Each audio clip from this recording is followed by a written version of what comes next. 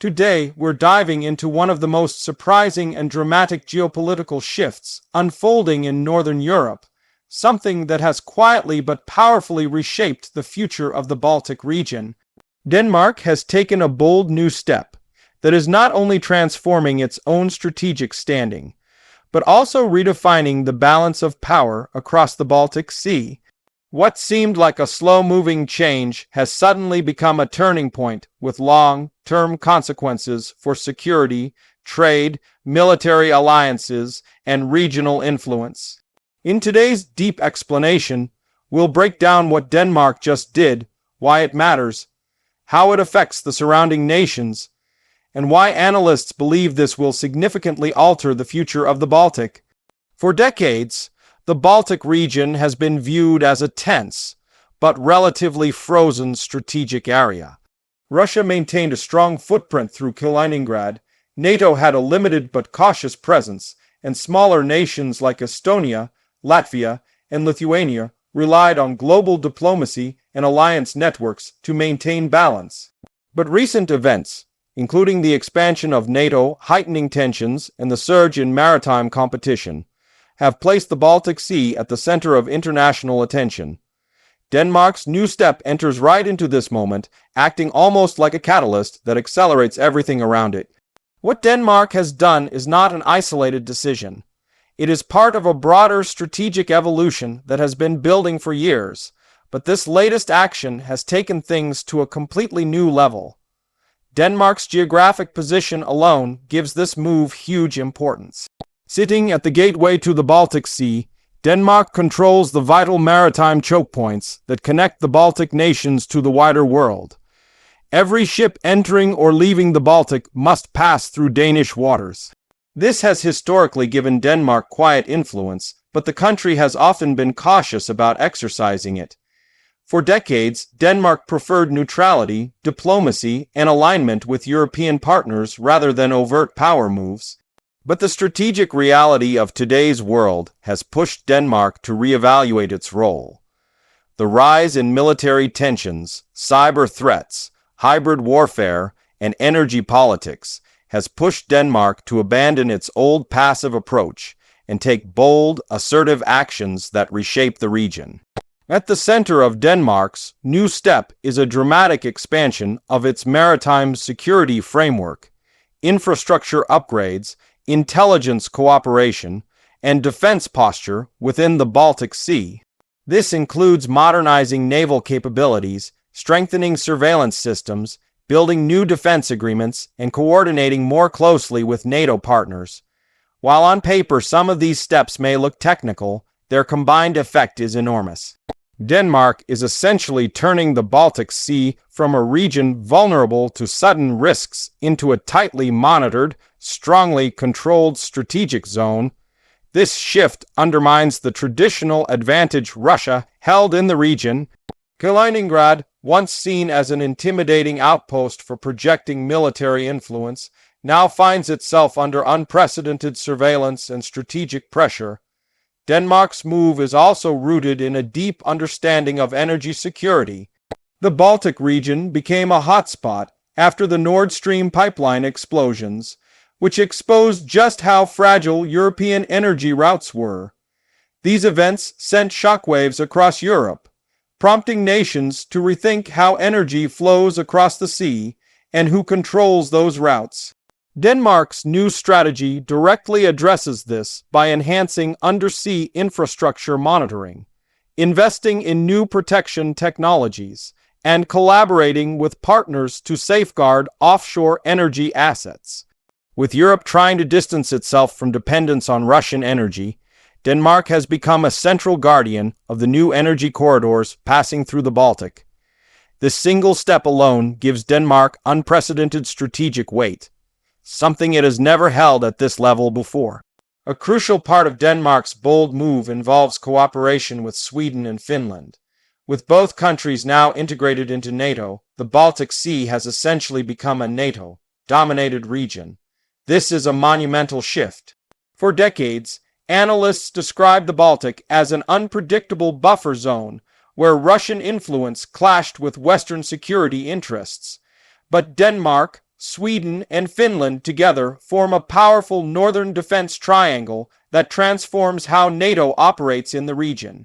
Denmark's step cements this transformation by linking its defense upgrades with Finland's new military posture and Sweden's advanced surveillance capabilities. The result is a coordinated Baltic security network capable of responding rapidly to any threat. Denmark's decision also carries economic motivations. The Baltic Sea is one of Europe's busiest maritime trade routes, connecting ports, industries, and supply chains that are essential for the continent's economy. Any disruption, military, political, or environmental, has a ripple effect across Europe. Denmark's move seeks to secure the stability of these trade routes by reducing vulnerabilities, strengthening naval patrols, and enhancing maritime communication systems. This not only boosts Denmark's own economic security, but also positions it as an essential protector of Europe's northern trade arteries. Countries that depend heavily on Baltic trade, like Germany, Poland, and the Baltic states, view Denmark's step as a stabilizing force rather than a threat. What makes Denmark's move even more transformative is its alignment with modern technologies. Denmark is investing in advanced surveillance drones, underwater sensors, satellite systems, and AI-based maritime analytics. This technology-driven approach gives Denmark unprecedented visibility over the Baltic Sea. For the first time in history, Denmark can monitor activities across the sea in near real time, from ship movements to underwater disturbances. This is not just about defense, it's about shaping the future of maritime governance.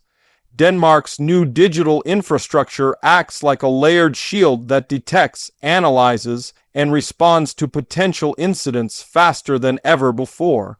This drastically reduces the risk of sabotage, illegal activity, or unmonitored military operations in the Baltic. Another major factor behind Denmark's bold step is the shifting geopolitical landscape within Europe. After years of relying on global alliances, European countries have started emphasizing regional defense cooperation. The war in Ukraine accelerated this shift, pushing Europe to take more responsibility for its own security. Denmark's move fits perfectly into this new European mindset. By strengthening the Baltic region, Denmark is not only protecting its own borders, but also contributing to Europe's broader security framework. European leaders have quietly praised Denmark's step because it reduces vulnerabilities that Russia has exploited for years. Denmark is essentially filling security gaps that larger European powers were too slow or too cautious to address. The impact of Denmark's decision on Russia is hard to ignore. Moscow has historically relied on the Baltic Sea as a strategic corridor for naval operations, intelligence activity, and regional influence. Denmark's bold step challenges this by increasing NATO presence, surveillance, and intelligence capabilities right across Russia's maritime routes. This doesn't mean Denmark is provoking conflict. Instead, it is establishing a rules-based environment where sudden or unmonitored actions are much harder for Russia to carry out. Analysts believe this move will force Russia to rethink its strategies in the region, including how it positions assets in Kaliningrad and how it operates its Baltic fleet. Denmark's action also affects the smaller Baltic nations, Estonia, Latvia, and Lithuania. These countries have long lived under the shadow of Russian pressure, relying heavily on NATO and European partners for protection. Denmark's new role gives them an added layer of security. With Denmark taking responsibility for key sea routes and surveillance zones, these nations can operate with more confidence, knowing that threats will be detected earlier and that support will arrive faster. This strengthens the entire Baltic security architecture and reduces the region's vulnerability to hybrid attacks, cyber sabotage, or maritime provocations. Public reaction within Denmark has been mixed but largely supportive. Many Danes view this step as necessary in a world where security threats are evolving rapidly. Others worry about the possibility of escalating tensions with Russia. However, Denmark's government has emphasized that the move is defensive, not aggressive. It is about protecting infrastructure, supporting allies, and ensuring regional stability rather than provoking conflict. This messaging has helped build national support for the initiative, especially as Europe continues to adapt to an increasingly complex security environment. Environmental considerations have also influenced Denmark's strategy. The Baltic Sea is a sensitive ecological region facing challenges such as pollution, declining fish populations, and the impact of climate change. Denmark's new maritime monitoring systems will also be used to track environmental changes, detect illegal dumping, and protect underwater ecosystems. This dual-use approach, security plus environmental stewardship, has been praised by environmental groups across Europe. It reflects Denmark's commitment to balancing military readiness with sustainability, a combination rarely seen at this scale. One fascinating aspect of Denmark's move is how it blends soft power with hard power. While the defense upgrades are significant, Denmark is also strengthening diplomatic relations, deepening regional cooperation, and playing an active role in shaping policies that govern maritime activity. This combination makes Denmark not only a military actor, but also a diplomatic leader in the Baltic. Soft power, such as mediation capabilities and environmental leadership, combined with strengthened defense measures, gives Denmark an influence far greater than its size would traditionally allow. Looking ahead, Denmark's bold new step is expected to initiate further developments. Defense analysts predict new joint exercises, additional infrastructure projects, expanded drone networks, and stronger integration of Finnish and Swedish systems into Denmark's defense architecture. The Baltic Sea will become increasingly interconnected, not just through security networks, but also through shared technology platforms and coordinated maritime strategies. In other words, Denmark's move may be only the beginning of a much larger regional transformation.